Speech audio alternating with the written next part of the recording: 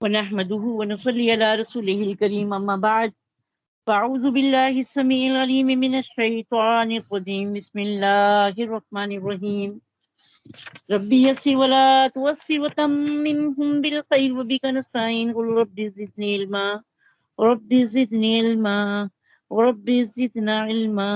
اللهم إني أسألك علما نافعا اللهم إني أسألك علما نافعا اللهم إني أسألك علما نافعا اللهم إنا نسألك علما نافعا رب اشرح لي صدري ويسر لي أمري واحلل عقدة من لساني يفقهوا قولي فإن حسبك الله هو الذي أيدك بنصره وبالمؤمنين آمین۔ باری تعالیٰ غفور الرحیم ہم پر اپنی عطا عنایت فرما، ہمارے گناہوں کو معاف فرما دے، ہماری تقصیر کو اللہ پاک معافی کے دائرے میں رکھتے ہوئے اپنی رحمتوں سے نواز دے۔ آج ہمارا سبق ہے سورہ نساء۔ اس کی یہ مدنی صورت ہے، اس کا ترتیب کے لحاظ سے نمبر 4 ہے۔ اس میں 177 آیات ہیں، 24 رکوع ہیں۔ سورہ نساء مدینہ میں نازل ہوئی تھی اور اس میں زیادہ تر حقوق کا ذکر کیا گیا ہے، خواتین کے، یتیموں کے حقوق بیان کیے گئے ہیں۔ شروع مضمون جو ہے وہ آ رہا ہے یا ایھا الناس اتقوا، یا ایھا الناس اتقوا ربکم الذی خلقکم من نفس واحدۃ وخلق منها زوجها وبث منهما رجالا كثيرا ونساء۔ اللہ فرماتے ہیں لوگوں ڈرتے رہو اپنے رب سے جس نے پیدا کیا تم کو ایک جان سے اور اسی سے پیدا کیا اس کا جوڑ اور پھیلائے ان دونوں سے بہت سارے مرد اور عورتیں۔ اللہ تعالیٰ نے یہاں پہ انسانوں کو مخاطب فرمایا ہے جن کو پیدا فرمایا ایک جان سے، مطلب حضرت آدم علیہ السلام سے۔ تو پہلی جو اللہ تعالیٰ کی تخلیق ہے وہ حضرت آدم علیہ السلام ہے۔ پھر ان کے لیے اللہ تعالیٰ نے حضرت حوا کو ان کی بائیں پسلی سے پیدا کیا، اور اس طرح سے ان دونوں کے باہم جوڑ سے اللہ تعالیٰ نے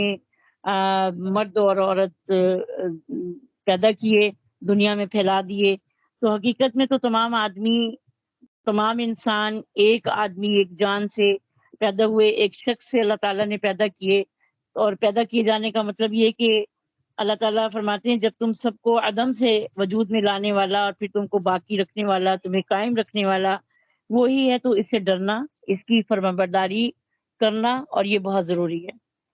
تو اس سے جو اشارہ ہوا ہے اس میں 2 طرح کے مضمون ملتے ہیں۔ ایک تو یہ کہ اللہ تعالیٰ تم سب کا خالق اور مسجد ہے، اور دوسرا یہ کہ تمام آدمیوں کے لیے سبب وجود کہ جس سے اللہ تعالیٰ نے سب کو پیدا فرمایا ایک ہی جان، یعنی ابو البشر آدم علیہ السلام ہے، جس سے معلوم ہو گیا کہ ہمارا اصلی تعلق تو اللہ تعالیٰ سے ہے، کیونکہ اللہ تعالیٰ نے پیدا فرمایا حضرت آدم کو، حضرت آدم سے پھر اللہ تعالیٰ نے پیدا فرمایا اما حوا کو، اور پھر ان کے باہم سے اللہ تعالیٰ نے انسانوں کو پیدا فرما دیا۔ یعنی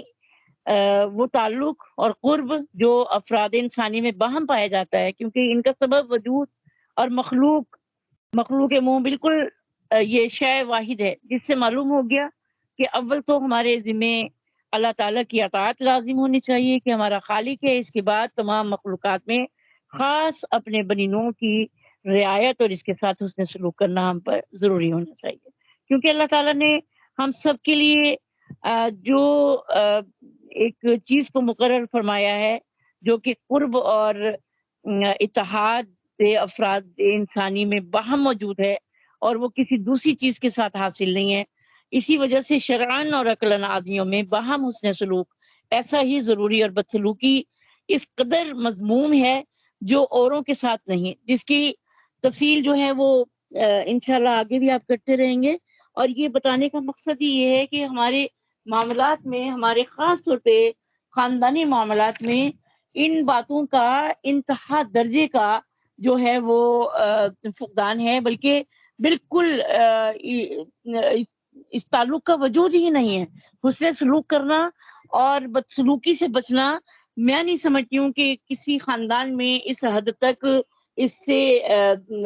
بچا جاتا ہوگا یا اس کا خیال کیا جاتا ہوگا، بلکہ میں نے دیکھا ہے عموم پایا جاتا ہے کہ لوگ جو ہیں وہ بدسلوکی کر کے فخر محسوس کرتے ہیں اور حسن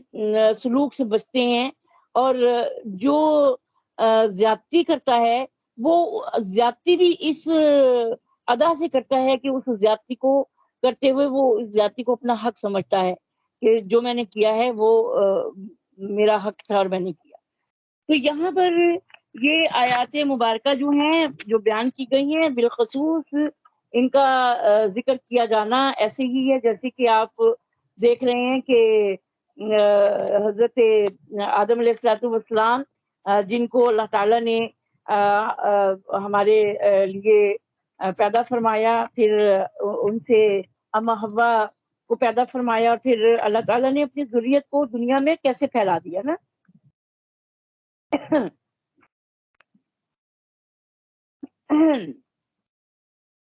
پانی دیجیے تھوڑا سا۔ اچھا اب یہاں پر دیکھا جائے تو بنی آدم سے جو اللہ تعالیٰ نے ذریت پھیلائی ہے، دنیا میں پھیلا دیا، تو اس میں اشارہ کیا ہے یہاں پر بتانے کا حکم جو دیا گیا ہے وہ کیا ہے اس موقع پہ؟ وہ یہی ہے کہ حق تعالیٰ نے اپنی خالقیت ظاہر فرما کر اپنی اطاعت کا حکم دیا ہے، اور بنی آدم کے اتحاد اصلی کو جتلا کر اس طرف اشارہ فرمایا ہے کہ باہم ایک ہو کر رہو۔ چنانچہ آیت کے آئندہ حصے میں جو آپ پڑھیں گی تو انشاءاللہ اس کی طرف اشارہ ہے، پھر آپ پڑھیں گی اس میں رشتہ داروں کے حقوق کے بارے میں کہ کس طرح سے اللہ تعالیٰ نے اس پر زور دیا ہے۔ وَاتَّقُوا اللَّهَ الَّذِي تَسَاءَلُونَ بِهِ وَالْأَرْحَامَ، والارحام سے مراد ہے وہی خونی رشتے قرابت دار۔ اللہ تعالیٰ فرماتے ہیں اور ڈرتے رہو اللہ تعالیٰ سے جس کے واسطے سے سوال کرتے ہو آپس میں، اور خبردار رہو قرابت دار قرابت والوں سے، یعنی جو خونی رشتے ہیں ان رشتہ داروں سے، رشتہ داروں کے حقوق کے بارے میں۔ تو رشتہ داروں کے حقوق کیا ہیں آپ جانتے ہیں نا، خالق اور رب یعنی موجد اور مفتی ہونے کے علاوہ اللہ تعالیٰ سے ڈرنے کا، اس کی اطاعت کرنے کا، اس کے وجوب کی ایک یہ بھی وجہ ہے کہ تم اس کے واسطہ دے کر آپس میں ایک دوسرے سے اپنے حقوق، اپنے فوائد طلب کرتے ہو، آپس میں اس کی قسمیں دیتے ہو اور ان پر اطمینان حاصل کرتے ہو، اطمینان حاصل کراتے ہو، جیسے کہ اپنے باہمی معاملات میں، اپنے حاجات عارضہ میں بھی اسی کا ذریعہ پکڑتے ہو۔ مطلب یہ ہوا کہ وجود اور بقائی میں احتیاط منحصر نہیں، بلکہ تمام حاجتوں اور کاموں میں بھی اس کے محتاج ہو۔ اس لیے اس کی اطاعت کا ضروری ہونا اور بھی محقق ہو گیا۔ اس کے بعد تم کو حکم ہے کہ قرابت سے بھی ڈرو، یعنی اہل قرابت کے حقوق ادا کرتے رہو، قطع رحمی سے بھی بچو اور بدسلوکی سے بھی بچو۔ قطع رحمی تو ہمارے میں عام ہے اور بدسلوکی تو انتہا کی ہے۔ تو بنی نوح یعنی تمام افراد انسانی کے ساتھ علی العموم سلوک کرنا اس آیت کے پہلے حصے میں آپ پڑھ چکی ہیں، اور اہل قرابت کے ساتھ کیونکہ قرب اور اتحاد مخصوص اور بڑھا ہوا ہے، اس لیے ان کی بدسلوکی سے بچنا خاص طور پہ اس میں ڈرایا گیا ہے، کیونکہ ان کے حقوق دیگر افراد انسانی سے بڑھے ہوئے ہیں۔ چنانچہ اللہ تعالیٰ کی حکم کے مطابق کہ ان کے معاملات میں ڈرتے رہو، ان کے معاملات میں ڈرتے رہو، اور جو رحم کے اختصاص کا ذکر کیا گیا ہے اس تعلق کی طرف جو بیان کیا گیا، اس سے نتیجہ یہ نکلا کہ جو اللہ تعالیٰ نے وجود سے وجود بنائے ہیں اس کی منشا کیا ہے؟ منشا اس کی یہ ہے کہ اتحاد رہے، اور اس کے باعث تمام بنی آدم میں رعایت حقوق اور حسن سلوک ضروری ہے۔ اس کے بعد اگر کسی موقع میں کسی خصوصیت کی وجہ سے اتحاد میں زیادتی ہو جائے، جیسے کہ قارب میں یا کسی موقع میں شدت احتیاج پائی جائے گی، جیسے یتامہ ہیں، مساکین ہیں، تو وہاں پر رعایت حقوق میں بھی ترقی ہو جائے گی۔ ان کے علاوہ جب حکم خداوندی بھی صاف آ گیا کہ رحام کے حقوق کی رعایت اور حفاظت رکھو، تو اب تو اس کی تاکید انتہا کو پہنچ گئی نا۔ تو اس صورت میں جو آپ پڑھیں گی انشاءاللہ العظیم، اکثر جو احکام ہیں وہ اسی تعلق سے متعلق ہیں، تعلق عام اور دیگر تعلقات خاصہ کے متعلق ذکر ہے۔ تو گویا اب آپ سمجھ گئی ہوں گی کہ احکام جو ہیں وہ اسی امر کلی پر ہیں جو کہ یہاں پر ذکر کیے گئے ہیں۔ پھر اللہ تعالیٰ جل شانہ ارشاد فرماتے ہیں کہ ان اللہ کان علیکم رقیبا، کہ بے شک اللہ تعالیٰ تم پر نگہبان ہے۔ سبحان اللہ، اللہ تعالیٰ نگہبان ہے۔ اللہ تعالیٰ دیکھ رہا ہے اپنے بندوں کو ہر طرح سے، تمہارے احوال کو، تمہارے اعمال کو، اس سے وہ سب واقف ہے، اس کی نگاہ میں ہے۔ اس کے حکم کے مطابق کریں گے تو ہمیں ثواب ملے گا، اور اگر نہیں کریں گے تو مستحق عذاب ہو جائیں گے۔ تو اللہ تعالیٰ بھی تو یہاں پر یہی فرما رہے ہیں نا کہ اللہ تعالیٰ تمہارا نگہبان ہے، اس کے